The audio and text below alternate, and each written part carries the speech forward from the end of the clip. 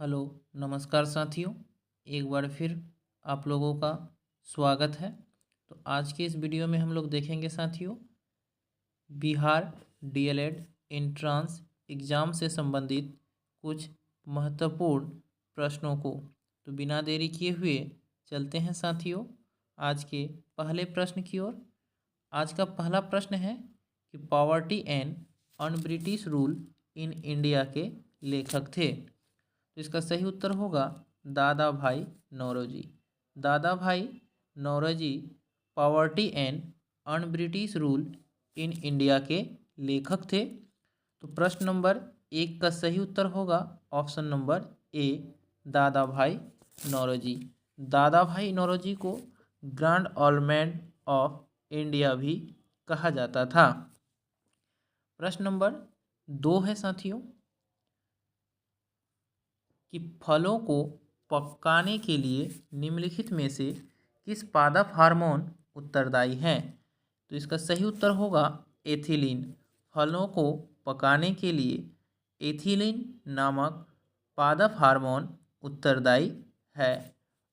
प्रश्न नंबर 3 है साथियों, ध्वनि तरंगे सबसे तीव्र गति से गमन करते हैं। प्रश्न नंबर 3 में आपसे पूछा गया है कि ध्वनि तरंगे सबसे तीव्र गति से गमन करते हैं। तो इसका सही उत्तर होगा निर्वात में। 3 नंबर प्रश्न का सही उत्तर होगा साथियों ऑप्शन नंबर सी, निर्वात। ध्वनि तरंगे जो है वह निर्वात में सबसे तीव्र गति से गमन करते हैं। साथियों, एसएससी, जीडी, रेलवे आदि की भी तैयारी इस यूट्यूब चैनल के माध्यम से करवाई जाती है। हमारा अगला प्रश्न है प्रश्न नंबर 4।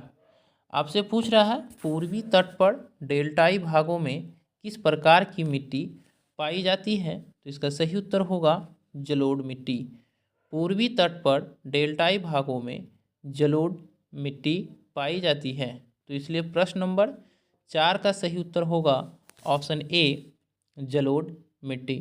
साथियों, बिहार डीएलएड एंट्रांस एग्ज़ाम के लिए यहाँ से आपको जीके जीएस से संबंधित सभी प्रश्नों की तैयारी अच्छे तरीके से करवाई जाती है। चलते हैं साथियों प्रश्न नंबर 5 की ओर। प्रश्न नंबर 5 है कि ओजोन परत में छेद के लिए कौन सा गैस मुख्य रूप से उत्तरदायी है। तो इसका सही उत्तर होगा क्लोरोफ्लोरोकार्बन। साथियों, ओजोन परत में छेद के लिए मुख्य रूप से क्लोरोफ्लोरोकार्बन जिम्मेदार है। प्रश्न नंबर 6 है साथियों, यहाँ आपसे पूछ रहा है कि निम्नलिखित में से कौन सा जीवाश्म ईंधन है। ऑप्शन ए है कोयला, बी बायोगैस, सी थर्मल ऊर्जा, डी सौर ऊर्जा। तो इसका सही उत्तर होगा कोयला। साथियों, कोयला जो है वह जीवाश्म ईंधन है। प्रश्न नंबर 7 की ओर चलते हैं। प्रश्न नंबर 7 है कि विभवांतर मापने के लिए किस यंत्र का प्रयोग करते हैं। तो इसका सही उत्तर होगा वोल्ट मीटर। साथियों, वोल्ट मीटर के द्वारा ही हम लोग विभवांतर को मापते हैं। प्रश्न नंबर 8 है कि ला लीना किस महासागर में उत्पन्न होती है। तो इसका सही उत्तर होगा प्रशांत महासागर में। प्रशांत महासागर में ला लीना उत्पन्न होती है। प्रश्न नंबर 8 का सही उत्तर होगा ऑप्शन नंबर बी। प्रश्न नंबर 9 है साथियों कि कोयला किस प्रकार का संसाधन है। तो इसका सही उत्तर होगा अनवीकरणीय। कोयला जो है वह अनवीकरणीय संसाधन है। इसे आप लोग जरूर याद रखें कि कोयला अनवीकरणीय संसाधन है तथा यह जीवाश्म ईंधन है। चलते हैं प्रश्न नंबर 10 की ओर।